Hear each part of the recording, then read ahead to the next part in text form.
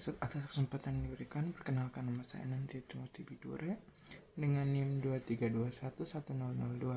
Kali ini saya akan menyerahkan tugas teori dan kritik arsitektur, yaitu paradigma.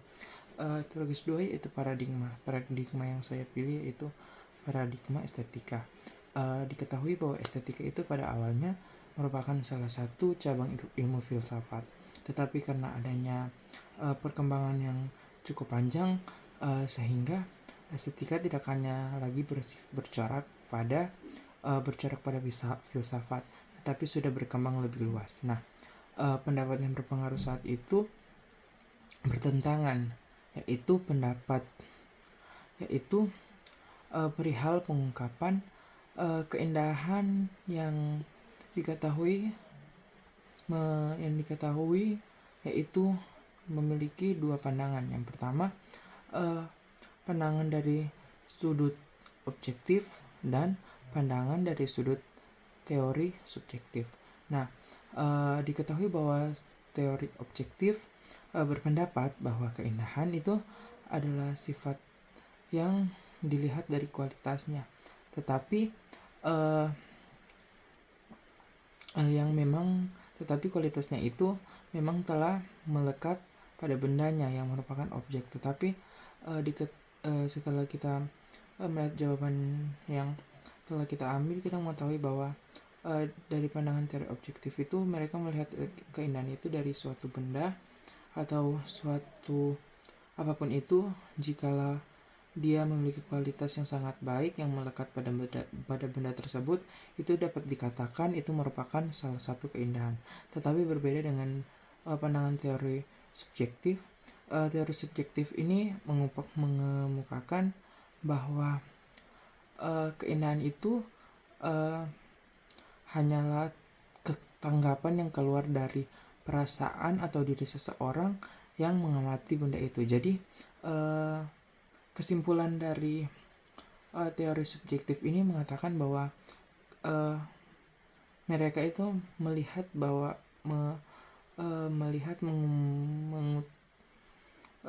menemukan keindahan itu jika keindahan itu terbit dalam suatu persepsi manusia jika diamat melalui mata kepala kita. Nah, dalam teori agung keindahan di Yunani atau The Great Theme of Beauty, menerapkan matematika arsitektur Yunani yang dikenal dengan istilah perbandingan keemasan atau golden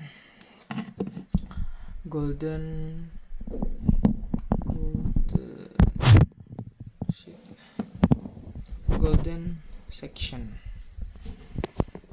Nah, perwujudan keindahan estetika dalam kaitan keindahan sebagai nilai intrinsik atau sifat baik dalam suatu benda, sehingga dinyatakan dalam prinsip kaidah-kaidah keselarasan, keseimbangan, dan lain-lain. Nah, itu diwujudkan dan digunakan unsur-unsur garis, totalitas, warna, tekstur, struktur masa bentuk. Bentuk itu sangat berarti pada saat itu, yaitu pada masa paradigma estetika. Bentuk itu sangat berarti karena di saat itu digunakan untuk sebagai simbol, lambang, untuk dekorasi pada saat itu. Nah, paradigma ini banyak dipakai